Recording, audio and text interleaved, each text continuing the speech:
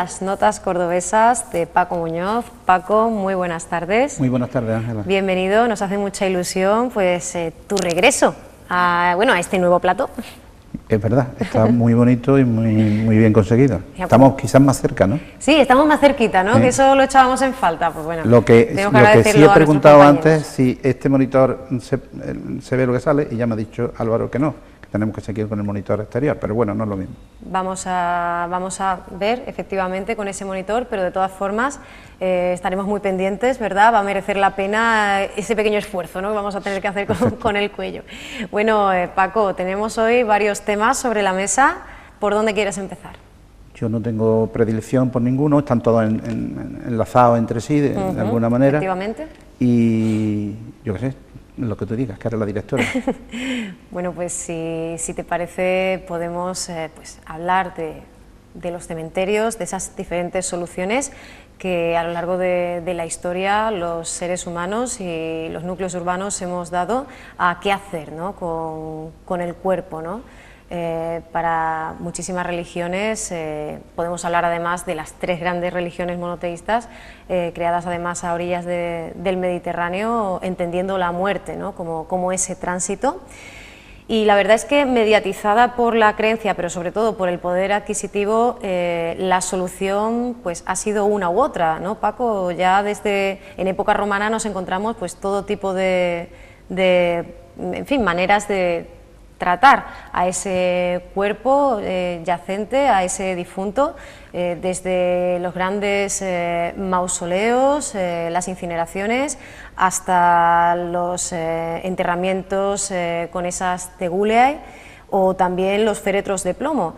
Diferentes maneras, ¿verdad, Paco?, de dar sepultura, ¿no? Muy bien, efectivamente. Hay un detalle muy curioso. Bueno, aquí nosotros, las civilizaciones que han estado ubicadas en nuestra ciudad, pues tenía cada una un sistema distinto. Ya vemos que en la época romana los enterramientos todos estaban a la salida de las poblaciones, y luego ya después, en época cristiana, estaba dentro de las iglesias. Siempre había un patio posterior que era el cementerio de cada iglesia. Y luego, cuando llega la modernidad, que fue con la invasión francesa, que fue la modernidad de Europa, pues se establecieron otra vez fuera de las ciudades por unas razones muy claras de higiene, exactamente. Entonces, luego estaba una cuestión muy clara, que tú la has precisado cuando has hablado de las religiones. En esta ciudad lo que ha habido siempre ha sido cementerios controlados por el catolicismo. La religión dominante es la que hacía y deshacía. Cuando salen de la iglesia siguen controlando los cementerios civiles, y otras confesiones religiosas se ven y se desean por el tema del enterramiento. Y al decir otras confesiones religiosas, ya no es solamente otras confesiones religiosas, sino determinados comportamientos humanos. Me estoy acordando precisamente en los años 50, un señor que era el amor de la tomata, la bailaora de la tomata, sí, muere en un accidente de tráfico, pero eran novios o vivían juntos y tenían una hija en común, y entonces la autoridad eclesiástica niega el enterramiento en lugar sagrado, lo entrecomillo, de este señor, porque iba con una señora con la que estaba mancebado, y como tal le viene la muerte. Es una ridiculez. Bien, ese caso concreto ya es el sumum de la exageración, pero también se han dado casos del que es de otra confesión religiosa, incluso cristianos, como eran los evangelistas o los protestantes. Y entonces nos podemos centrar, si te parece, en un cementerio de protestantes que existió en Chinales, en lo que se llamaba en una loma que había al lado del arroyo de las Piedras, que es a su vez, que era antes San Cristóbal, y en esa zona se llama el arroyo de las Piedras.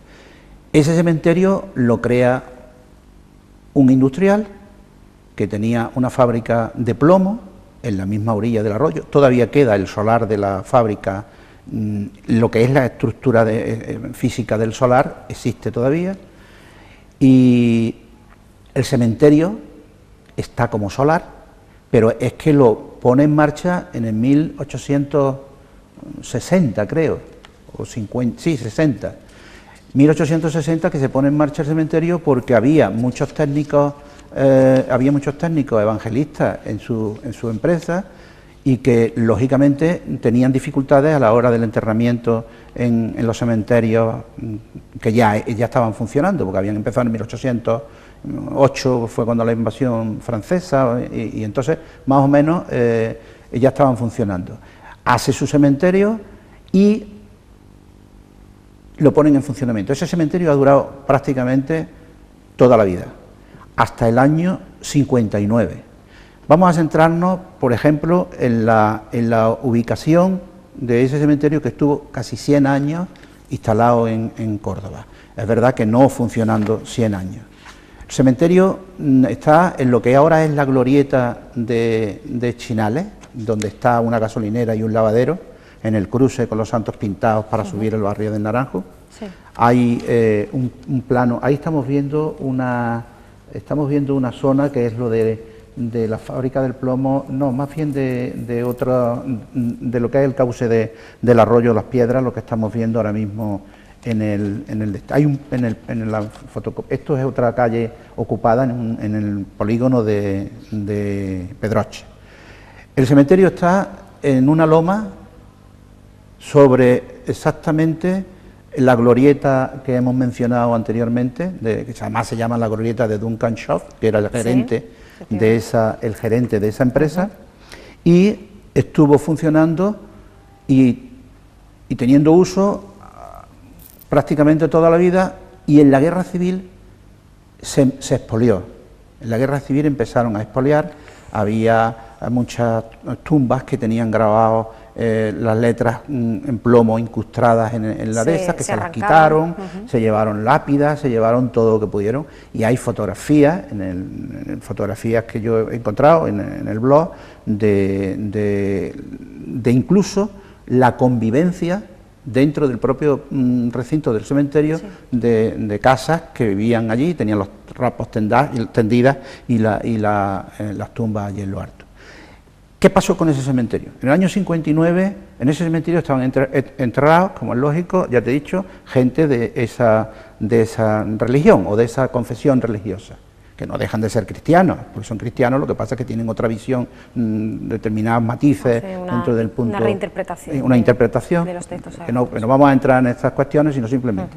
Entonces, cuando se sucedía un deceso de una persona de esa confesión religiosa, automáticamente el ayuntamiento le decía a Duncan Shaw, que era el propietario, porque todo formaba parte de los terrenos de la fábrica del plomo, sí, y entonces le pedían permiso y allí hacían el enterramiento.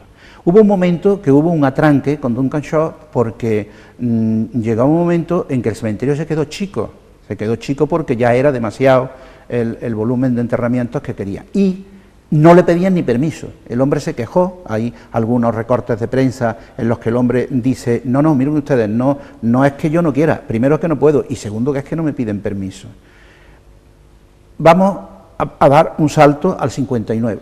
En el 59, bueno, Duncan, vámonos para atrás en la máquina del tiempo. En el 68, en 1868, que era me parece que se llamaba el sexenio revolucionario, en el 68 hubo un intento de modernizar las cosas, aunque fuera la Constitución que crearon, también católica, apostólica, romana, sí, pero parece que había un atisbo de libertad religiosa. Este hombre escribe un artículo, Duncan Shaw, que era el gerente, repito, era escocés, era el gerente de esta empresa, escribe un artículo que se llamó La Cuestión Duncan. La Cuestión Duncan no es ni más ni menos que un artículo en el que él se sentía contento porque parecía que en este país la cuestión religiosa iba a quedar resuelta. Mentira. Este hombre le acarreó aquello tremendos problemas, porque resulta de que las autoridades religiosas, incluso la prensa de aquel momento, le llamaban, creo, yo no sé qué, de la sinagoga de Satanás, algo así. Era una barbaridad. O sea, que el hombre lo que pasa es que pensaba de otra manera. Pero demonizaron. Sí, lo demonizaron, editoriales, amenazas, historias, simplemente por el mero hecho de haber dicho que aquí había libertad religiosa. Prueba de ello que no había ninguna, ¿no? Y volvemos otra vez al 59. En el 59 había enterrado también allí en ese cementerio Francis William Topham, que también tiene otra pequeña glorieta, que no es glorieta, es un sitio de juegos infantiles ahí en el campo Madre de Dios, y vinieron los familiares a ver los restos de este hombre, que era acuarelista, grabador, era un artista, que tuvo la desgracia y la suerte de morir en Córdoba y quedarse aquí, y vieron en el estado que en la guerra civil había quedado el expolio, la pena, las tumbas y todo como estaba. Repito, hay fotografías por ahí que es horroroso ver aquello. Y entonces parece que el ayuntamiento tomó conciencia del asunto y desalojaron aquello y trasladaron lo que había a la parcela evangelista del cementerio de San Rafael, que también da pena ver la parcela evangelista del cementerio de San Rafael, que yo no entiendo por qué regla de tres tiene que haber esas diferencias cuando en realidad has acabado ya tu misión aquí, o la misión que tuvieras en la tierra, y ya prácticamente en eso es lo que nos parecemos todos, en el nacimiento y en la muerte. Mire usted, al convertirnos en sustancias que el ciclo de la vida aproveche. Y entonces la llevaron a aquella parcela, que luego después se quejaron otra vez los propios familiares, y bueno, eso prácticamente ha sido el cementerio de los protestantes ha sido una leyenda muy importante en esta ciudad. El cementerio de los protestantes era un cementerio abandonado, con unas lápidas muy austeras, no había grandes ostentaciones, parece ser que no había grandes ostentaciones en la ornamentación del cementerio, y yo de chico me acuerdo que mi padre me llevaba por allí y con la bicicleta, y para mí aquello era una cosa muy, muy especial. Esto es un cementerio de protestantes. Fábrica del plomo. La fábrica del plomo fue una cuestión importante en esta ciudad, pero cuando tú ves, este hombre tenía un cierto carisma, digo, pero también es verdad que en aquel tiempo había una especie de paternalismo con el trabajador. El trabajador parece que no tenía derechos, sino que tenía caridad por parte del patrón. Aquí ponen una fábrica que elaboran, manufacturan el plomo, y a su vez plata también, que sale de la misma manufactura del plomo, pero sin ninguna medida de seguridad para nada. Los residuos al arroyo Las Piedras, los muros estaban hechos con los propios residuos del plomo. El plomo es venenosísimo. En aquella época, fíjate, resulta de que lo único que había ahí era la fábrica del plomo y el arroyo de Las Piedras. No había nada, no estaba ni el ferrocarril. Y en esa zona de Chinales, pues era donde se hacía la romería de la Candelaria. Aquello se llenaba de peroles en la época de la Candelaria, que tuvieron que irse de ahí a Pedroche, porque ya la propia contaminación de los humos de la fábrica del plomo le estaban ocasionando problemas a la romería. Y el tren, también se quejaban del tren. ¿Qué ocurre con Duncan Shaw? Duncan Shaw viene comisionado por su empresa inglesa. En aquel tiempo debemos acordarnos que minas de Río Tinto, las grandes explotaciones comerciales, los ingleses han tenido la habilidad de, a pesar de soltar su imperio colonial, han continuado con su comercio con los distintos países. Y en España pues teníamos una reina que era muy anglófila, o sea que le daba unas concesiones a esta familia. Esta familia es verdad que hacen trabajo, crean aquí una fábrica, todo el que trabajaba allí tenía trabajo. Este hombre era un hombre caritativo, era muy religioso. Estamos hablando del escocés Duncan Shaw. Sí. Se casa 2 veces, se casa primero con una señora que se llamaba, a ver si soy capaz de acordarme, me parece que se llamaba López Mogreño. Su hermano había sido vicepresidente de la Diputación de Córdoba. Esta señora fallece y luego se casa con otra señora de Montoro que se llama Moreno y González de Canales. González de Canales es un apellido muy conocido en la ciudad. esta gente mueren jóvenes, ella muere con 54 años, pero en el 1890, y él murió en el 1884 con 68 años. Primero vivían en el Paseo de San Martín, el Paseo de San Martín, esquina con Morería. El Paseo de San Martín es lo que ahora es el Gran Capitán, era un convento, el centro, convento de San Martín, y había un Paseo de San Martín, donde está lo que estaba ahora es Praza. En esa esquina, ahí había una casa y vivía este hombre. Y luego se muda, luego fue vecino mío, es curioso, vecino mío, por favor, 100 años antes, vecino de la calle Torrijos. Yo vivía en Cardenal Herrero y él vivía en Torrijos 6, vivió antes, porque yo lo que conocí fueron los posteriores propietarios, que eran la familia Vaquerizo, de agricultores, y este hombre vivía en esa casa. En esa casa también tuvo un espectáculo muy curioso, porque uno de sus porteros, su portero, el hombre tuvo un problema que le tenían que dar la extremaunción, y entonces él permitió que la Iglesia Católica entrara a su casa, pero la Iglesia Católica, aquello fue un acontecimiento, es decir, entrar en casa de un protestante a darle la extremaunción a un católico, este hombre es muy tolerante, este hombre es muy tal y cual.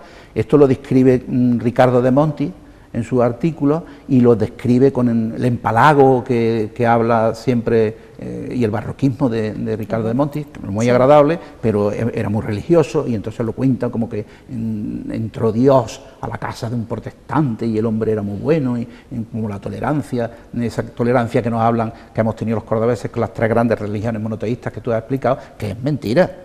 Yo desde mi punto de vista, yo creo que no había tolerancia. A lo mejor los árabes, cuando vienen aquí, hacen un apaño con los cristianos que quedaban visigodas, de momento, pero luego después ellos imponen su criterio totalmente, y luego ya cuando vienen los cristianos ni hablar, eso ya es horroroso, ya cuando vienen los cristianos ya más intolerantes todavía. Se habla mucho de que hay más, ¿no?, de leyenda que de más de leyenda. Yo desde mi punto de vista... Pero bueno, ha quedado como sí, mensaje, como que ¿no?, somos muy una ciudad de positivo, tolerancia, sí. y no somos ciudad de tolerancia, y menos ahora tampoco. De todas maneras, aquí tenemos el caso concreto de que hay una industria tremendamente contaminante, tremendamente venenosa, como es el plomo, y que le da trabajo a la gente. Lógicamente no eran tiempos como ahora, eso no se medía, la contaminación daba igual y no había leyes, posiblemente no había incluso ni conocimiento del daño que podría causar determinadas cosas, porque es que resulta que hace poco, esta mañana precisamente, he estado leyendo que el antimonio se empleaba como medicina, y el antimonio es un veneno horroroso, lo que es ese material. Y el plomo, evidentemente, las pinturas de óleos que estaban hechas los blancos con plomo, eso es tremendamente venenoso. Y entonces esa industria da trabajo, trae la leche condensada de Inglaterra, esto no se conocía, traer la leche condensada, había una epidemia en el vacuno, en Córdoba, y trae botes de leche condensada de Inglaterra y los reparte entre la población. Ese era ese paternalismo que existía. Si este hombre hubiera sido socialista, era el socialismo paternalista que en aquella época, no los derechos de los trabajadores. El trabajador trabajaba, cumplía, bueno, imagino que le pagarían lo que le pagaran, y si se moría, apáñatelas como puedas, porque forma parte de tu trabajo. Entonces tenemos cementerio de protestantes, fábrica del plomo como consecuencia, cementerio como consecuencia de la fábrica, y como consecuencia fundamental de que la dirección de esa fábrica eran ingleses y a su vez eran evangelistas. Visita en el 59 de la familia de Francis William Topham. Esto fue muy curioso. El otro día iba yo con mi hijo mayor, veníamos de un sitio tristón, porque era la oficina del empleo, en la que muchos millones de jóvenes y no tan jóvenes están implicados en esta historia que no sabemos por dónde nos va a salir, y al pasar por el matadero antiguo, el Campo Madre de Dios, dije mío, Francis Topham, ¿quién es Topham? Y lo tenía yo muy caliente. Yo podría haber dicho, mi padre es un erudito de la materia, no, es que resulta que lo había visto hacía 3 o 4 días, y le dije, pues mira, fulano tal, es tal, ¿quiere ir a verlo? Y entonces fuimos al cementerio de San Rafael, camino de nuestra casa. Entramos a la parcela de evangelista, que vuelvo a repetirte, da pena ver la parcela de evangelista, hasta un pasillo está hecho con trozos de lápidas en las que todavía se pueden ver. Puede leer, ¿no? Se pueden leer parte de las inscripciones, de lápidas rotas, un asiento allí perdido con una cantidad de vegetación que no está limpia, las paredes descarnadas, y están en el lado derecho todas las lápidas que procedían del cementerio de los protestantes. Y una de ellas era la de Sir Francis William Topham. Y una de ellas es la de Francis William Topham, una muy austera, como todas las demás. La de Duncan Shaw se supone que es una piedra enorme, tallada con una fórmula. Yo creo que esa austeridad es muy normal, porque casi todas las lápidas son muy parecidas, vamos, las tumbas, perdón, son muy parecidas. Y una que es la de la mujer de un tal, ¿cómo se llamaba este hombre? No me acuerdo ahora mismo con exactitud. Bueno, porque pone wife, amada de wife, de la mujer de fulano. Y esa la han quitado todas, se la han extraído de todas las letras que eran de plomo. Se puede leer porque se quedan los taladros donde estaban. Es que no me acuerdo su nombre, pero quizás esto no sea muy importante. Y allí las puedes ver perfectamente. O sea que allí está este pintor, que fue un pintor muy importante, digo, muy importante y muy importante en Inglaterra. Era acuarelista y además era amigo de Carlos Dickens. Efectivamente. Y le ilustró una serie de libros de Carlos Dickens, y además fue también actor en la compañía que tenía Carlos Dickens. ¿Qué más cosas? Pues que este hombre fue miembro de la sociedad de acuarelistas. Y eso figura además en la inscripción de su tumba. Sí, lo pone. Pone que era importante, o sea, pone en su tumba la inscripción. En otro trabajo mío exclusivo sobre el pintor, como he podido descifrarlo, porque algunas letras no se podían entender bien, pero pone que pertenecía a la ¿cómo es? Tú que dominas el idioma inglés. Sí, a la Sociedad de Acuarelistas, nacido en Leeds, Yorkshire, sí, el 1 de abril de 1808 y fallecido repentinamente en Córdoba el 31 de marzo de 1877. Pero ya venía mal. Este hombre venía enfermo y el viaje de 17 horas de Madrid a Córdoba. Efectivamente, este hombre ya había venido a España alguna que otra vez. Sí. En el museo, en nuestro Museo Provincial de Bellas Artes hay un cuadro, hay una acuarela suya que se llama Muchacha Andaluza, precioso. Luego hay otros cuadros muy importantes. Y este hombre resulta de que había venido otras veces a España, le interesaba mucho el regionalismo, era un enamorado de España. Aquella era la época romántica, posiblemente también. Los románticos quizás sean un poco antes, pero en fin. Sí, pero cumple el perfil, del viajero y ya está en esa... Exactamente. Pero viene mal, está en Madrid, se siente enfermo, se mete 17 horas en un tren y cuando viene a Córdoba se hospeda en el Suizo y muere. Prácticamente, yo no sé si en ese día o días después o lo que sea. ¿Y qué ocurre? Un evangelista, un inglés, un protestante, no puede enterrarse en el lugar sagrado. Pero mira que tiene la suerte de que su paisano Duncan Shaw, creo que fue en el 1877 cuando Topham muere en Córdoba, en abril precisamente, o en marzo precisamente cuando empezaba, nace en abril, muere en marzo, cuando en marzo, casi empezando la primavera. Pero bueno, yo digo, tiene la desgracia de morirse y la suerte de quedarse aquí en Córdoba, pero claro, ¿qué ocurre? Se queda en un sitio desolado que sus propios parientes son los que fuerzan la maquinaria de llevar esos restos al cementerio. Claro, y la visita de Tom Pocock, ¿verdad? Que además no sería la primera, ¿verdad? La visita de Tom, tiempo, de Tom. De ese familiar, de ese pariente. No, vinieron después y se quejaron también. Efectivamente, se quejaron y además muy recientemente, hace poco. En el 91 aproximadamente. Sí, y les callaron quizá un poco la boca poniéndole una calle. Vamos a poner una calle que en realidad no es tal calle, que es un lugar de juegos infantiles, pero bueno. Pero es significativo, ¿no? Que la familia, que la descendencia se haya seguido interesando por esta figura y que se haya ido siempre con ese mal sabor de boca, ¿no? Se han ido con el mal sabor de boca, se fueron con... Luego después... cuando el propietario, el gerente muere, ya parece que se va, bueno, yo creo que ya desaparece la fábrica y ya desaparece el interés que había en el tema y prueba de ello es que el cementerio se abandona, el cementerio, ya ves tú que este hombre Duncan Shaw había sido vicecónsul de Inglaterra en Córdoba, era importante, fue el fundador del Círculo de la Amistad o del grupo de fundadores. Que, como cosa curiosa, cuando muere, la acción número 27, que era de su propiedad del Círculo de la Amistad, se queda que nadie la reclama, porque su hijo, uno de los hijos que tiene con la señora esta Moreno González de Canal, de Montoro, se va a Málaga y vive en Málaga, y se sitúa allí en Málaga. Pero esta acción se le queda un descubierto de 10 pesetas, y en el 1910 un doctor que se llamaba Antonio Carreto, el apellido Antonio Carreto Navarro, en 1910 se hace cargo de esa acción porque no la reclamaba nadie, porque debían 10 pesetas de la cuota que tuvieran que pagar, ¿no? Este caso concreto. Por eso te digo que es la historia de nuestra ciudad, es el cementerio de los protestantes, es la fábrica del plomo, es un pintor, un ilustre pintor famoso en su tierra, que está enterrado en ese cementerio, que luego la familia se muere de pena cuando vienen en el 59, que después siguen medio muertos de pena también porque el estado en el que ven aquello dice esto no es lo que debe de ser, y bueno, y sobre todo yo lo que veo es, que es lo que me llama la atención, el control, la intolerancia, en este caso de una confesión religiosa en un país que se supone es laico, sobre un cementerio que tendría que ser civil, laico. Usted se ha muerto y aquí se entierra y asunto terminado.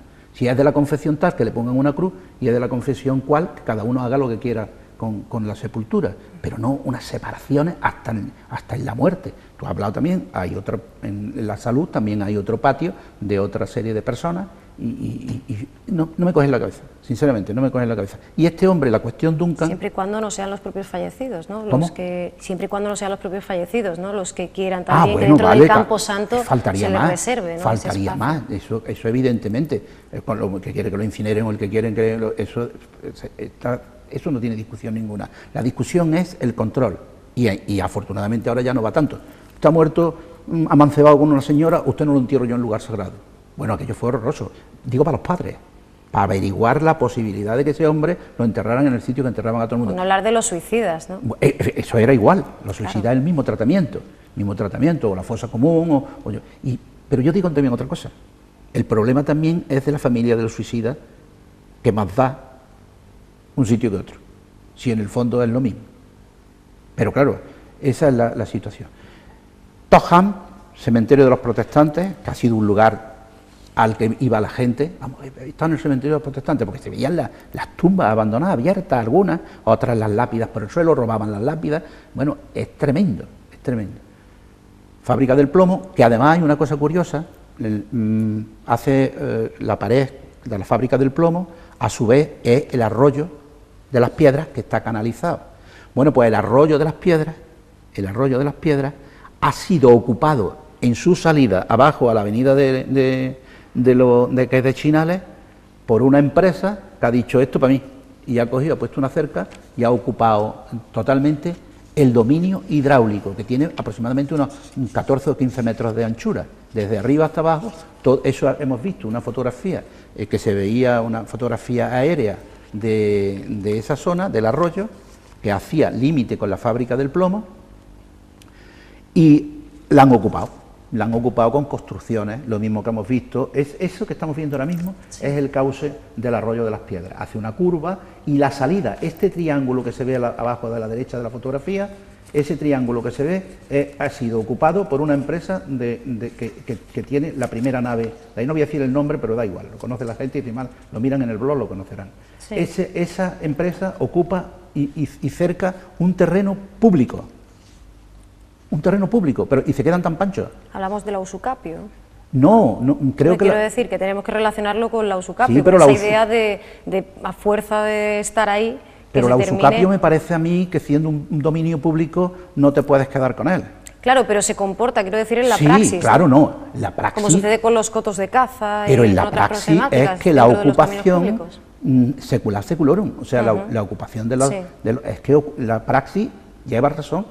O sea, la legalidad es que me parece que son, no sé si son 25 años o 15 años o 30 sí, años, sin violencia, ocupación pacífica, yo no sé cuánto, y sin reclamación del propietario, te da derecho a la nuda propiedad. Claro, ahí habría que depurar responsabilidades, pero, ¿no? Porque bueno, claro, no, está denunciado. La titularidad está denunciado la ocupación. Hombre, la titularidad se debe de ocupar, pero la vigilancia tendría que ser de la policía local en un principio, claro, que me consta que la ejerce y levantan actas de todas estas cuestiones, pero luego llega al organismo por arriba, que es la gerencia de urbanismo, pues no se preocupan, que aparentemente no se preocupan. Esa calle que hemos visto en otra del polígono de Pedroches, que también hemos visto una fotografía, es una calle que está entre la línea del ferrocarril y la espalda de la nave. Es una calle de servicio, es la puerta farsa de las naves, tiene 16 farolas. Yo no sé si las encienden de noche, porque me cuesta trabajo de noche subir allá arriba para ver si las encienden, pero si las encierren están encendiendo una farola para alumbrar una ocupación de una digamos, de un corral o de un huerto o de otra cosa, que es lo que tienen en la calle. Y tienen una línea de farolas, una instalación hecha en el polígono de Pedroches, que también está en esta misma sustancia. Y ayer, hablando con el Consejo de Distrito Norte, me dijeron que la zona norte del barrio de la Asomadilla, del parque de la Asomadilla, está ocupada también ilegalmente, denunciada de muchas veces y dándole larga en el asunto, y no se preocupa las autoridades de decir, si usted ha ocupado este espacio que no es suyo, usted se va de aquí y tendrá la sanción que le corresponda, pero usted no se puede quedar Yo, de estos temas de ocupaciones podríamos hablar, porque es que es tremendo, es tremendo porque, yo qué sé, ¿no? Y luego pues, en fin, ¿para qué vamos a complicarnos la vida con esta historia? Porque es muy complicada. Se nos abre ahí la puerta, ¿no?, a un tema que daría para unas cuantas entregas, ¿no?, de la sección. Mira, cuando yo decidí visitar el cementerio lo tiene ocupado ahora creo que una empresa, y el patio no sé la propiedad de quién es. Digo, lo que era el cementerio, ahora tiene una tapia, antes era una tapia con una puerta que se ve en una de las fotografías, una puerta con un remate arriba, un pino que está en la orilla del canal enorme, que afortunadamente está todavía. Pues me encontré con un señor que se llama Juan, yo no lo conocía de nada, pero le pregunté, y aficionado a la cacería.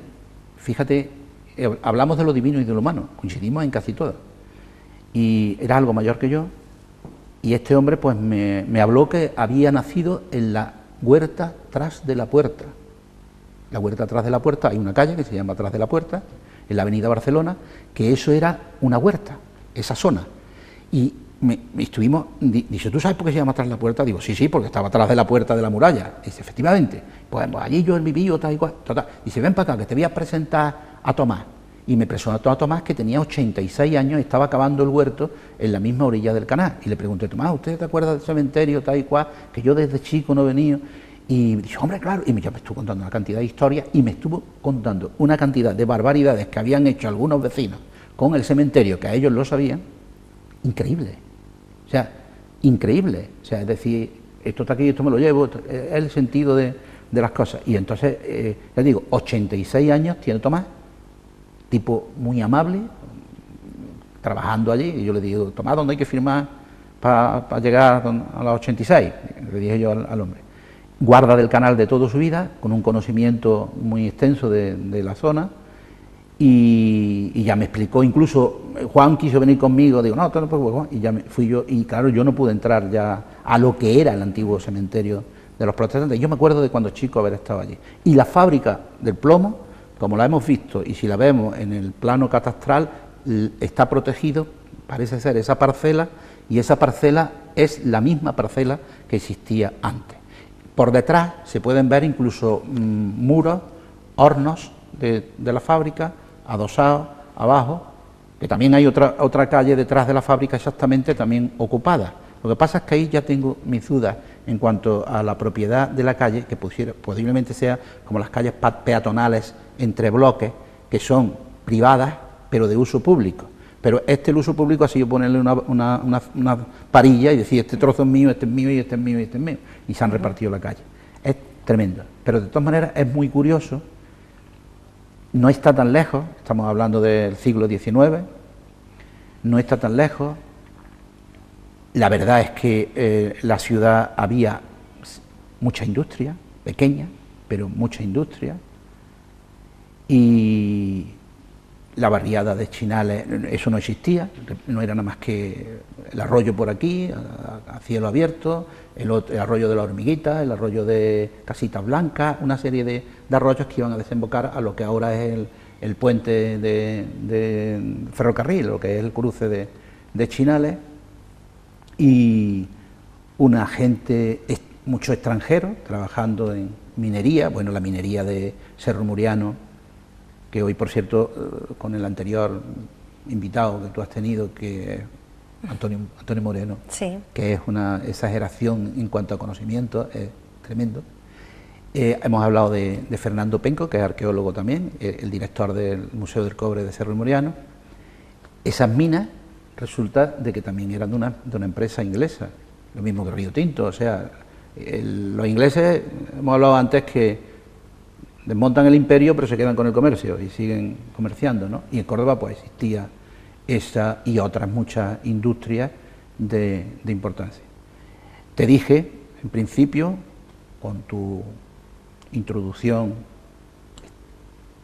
muy adecuada, en tema de los entierros, de los enterramientos, que vino la modernidad cuando los franceses. Y efectivamente, nuevamente es muy curioso, ¿verdad, Paco? Sí. Porque ya conocemos la existencia de necrópolis perfectamente organizadas en la época musulmana. Incluso gracias a Torres Balbás sabemos que se adornaban con una vegetación concreta, con palmeras en este caso. Fuera de la ciudad. Fuera de la ciudad también, y que luego volvemos con la ocupación, con la conquista cristiana, acaba el periodo musulmán y como decías, tú bien apuntabas, los difuntos van a los templos, ¿no? Van a la iglesia detrás. Efectivamente, unos fuera, otros dentro. No, los de dinero dentro. Efectivamente, ya en función de lo que decíamos al principio, ¿no? De ese poderío social, económico, y otros fuera, pero en cualquier caso, una de las causas de las diferentes y sucesivas epidemias, ¿no? Claro. Lo cual nos lleva ya, por lógica, a apartarlo. Eso quería apuntarte cuando, pero la has adelantado tú.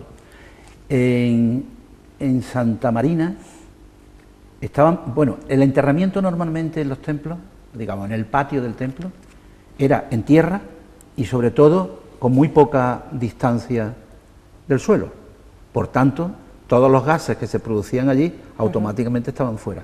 Había una cosa que le llamaban miasma en esa época, y era el olor e inclusive el fuego fatuo ese que sale de la combinación química que se produce cuando se descompone un cuerpo, y eso estaba allí, en la propia ciudad, en el patio de la iglesia que estaba dando al patio de donde jugaban los niños, y claro, y por eso digo que cuando llegan los franceses lo primero que hacen es decir esto fuera de la ciudad, y en Córdoba pues se hacen dos grandes cementerios, que bueno, pues... Algo que ya capacitó Carlos III en 1787 con una real cédula en la que hablaba de la necesidad de exteriorizar, efectivamente. Pero no lo hacen, ¿no? No se llega, pero se promulga ya. Legalmente ya se puede hacer, ¿no? O sea, que ya se podría hacer, ¿no? De todas maneras, yo creo que es el poder eclesial que hay tan grande, y sobre todo la gente, una cosa muy curiosa, un enterramiento en San Jerónimo. Parece ser que el que estaba, creo que era en San Jerónimo, más cercano al coro, era más importante porque por ahí pasaban los cánticos, que además le iban a servir a él para estar mejor situado a la hora de la verdad. Es que curioso, ¿no? Sí, sí. Era el puesto, digamos, de preferencia, y bueno, y ya has visto en la mezquita, ya después catedral, todos los enterramientos, ahí los tienes situados. A Duque Cornejo le pagan parte de lo que le debían con la prebenda de enterrarlo allí en el coro. Pues efectivamente daría para una entrega exclusiva. Sí. Nos hemos desviado posiblemente no, del bueno, patrimonio, pero es que como decíamos antes, y nos hemos ido un poco más tétricos, ¿no? Bueno, pero también es parte del patrimonio y es un tema apasionante sobre el que queda mucho, yo creo, que investigar y que estudiar, y de lo que podríamos seguir hablando en próximas ocasiones, cuando tú quieras. Cuando tú quieras. De esa concepción actual del cementerio, de cómo se han ido, como bien decías, desde principios del siglo XIX, configurando ya una configuración muy parecida a la actual, en algunos casos los cementerios cordobeses, y cómo se distribuyen, y bueno, qué morfología, qué fisonomía presentan, qué aspecto. Esto nos llevaría además, Paco, seguramente a hablar del respeto a los difuntos, como bien has señalado antes, y quizá nos llevaría, seguramente nos conduciría a tocar el tema de la memoria histórica, ¿no? Porque por desgracia sí, son muchas las fosas la comunes Salud y en el San Rafael, y los restos que no tienen nombre. Sí, en la Salud y San Rafael pusieron unos muros que le llaman los muros de la memoria, con una cantidad de nombres tremendos, que cuando ves esos nombres dices, detrás de cada nombre de estos tiene que haber un gran problema. Y lo que pasa es que corremos el riesgo de que nos llamen sicarios de la sinagoga de Satanás, como le llamaron a Duncan Shaw. No, pero sí que es cierto que cuando se habla de memoria histórica automáticamente se politiza y se partidiza, y no debería ser así. No debería de ser, es cierto. Simplemente por una razón se quiere bien devolver algo que se les ha arrebatado a esas pero personas. yo siempre, es curioso que cuando saca a relucir el tema de la memoria histórica, la gente no se da cuenta, digamos, el que lo niega no se da cuenta, que las familias lo único que quieren es recoger los restos de su familiar y enterrarlos de acuerdo con su creencia en el sitio y cerrar el capítulo. Sí. Pero sin embargo te exigen pase de página, esto hay que pasar página ya. ¿Y por qué hay que pasar página? La memoria tiene que recordarse siempre, tiene que estar siempre presente, porque es de la única forma que no vas a repetir las situaciones. Pero el que te dice que pase la memoria, o bien tiene interés en que la pase por algún bastardo sentimiento, o bien tiene, ¿cómo te digo?, no tiene problema. Digo, no tiene problema. Primero, cuando se suceden todos esos hechos, que además te dicen, los dos bandos cometieron barbaridades. Sí, pero este bando fue el que provocó el que se cometieran todas las barbaridades. Los sublevados, los golpistas. Y todas las personas que murieron en la guerra del bando nacional, como le llamaban, resulta de que tuvieron tiempo más que de sobra para sacarlos de donde estaban, reconocerlos de donde estaban, porque la memoria era de meses, inclusive de días. Fulano ha sido asesinado o ha sido fusilado en tal sitio, pues saben dónde está, lo cogen los familiares y se lo llevan. Eso no tienen problema, pero los otros no. A los que se le niega no, a los que se le niegan se han tirado 70 años y siguen. Pues